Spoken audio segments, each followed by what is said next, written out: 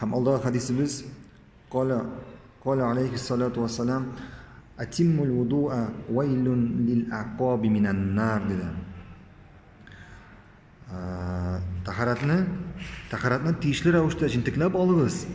Ni o'kinishsin u kishilarga jahannam o'tidan. Ni o'kinishsin u kishilarga jahannam o'tidan dedi payg'ambarimiz sollallohu alayhi vasallam. Bunda so'z tahorat to'g'risida boradi.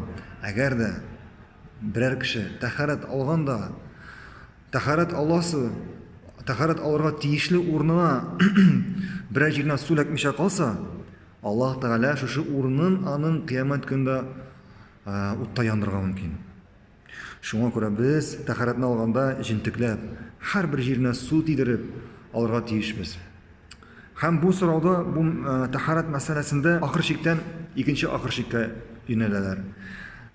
Ya'ni bir oxirshik yerni yetkirib olmay, oshig'a salqin qori tahorat masalasini, ikkinchi oxirshik ortig'idan tish keragidan ortig'in ko'rsatadi. Ya'ni bilganimizcha bizning sunnatimizda har bir tahorat Alloh so'rini 3 taqir yo'rgan.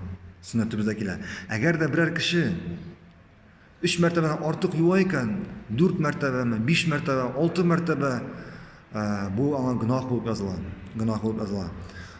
Hatto bor shunday kishilar endi qamat aytadilar.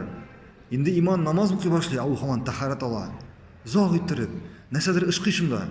Albatta bu endi ortiqchilik, ham bu bizning dinimizda yo'q. Biz eng durust tahoratni olgan nishik bo'lar. Nishik bizning payg'ambarimiz sollallohu alayhi vasallam oldi.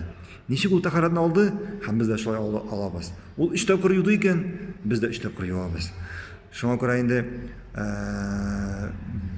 borliq ibodat masalasida bizning 2 shart bor. Kishi ibodat qilsa, nindigina ibodat ishlamasin. Alloh taolo aning ibodatini qabul qilsin uchun u ibodatdan 2 shartga to'g'ri ketirga tegish. Birinchisi aning ixlos, ikkinchisi mutabaa.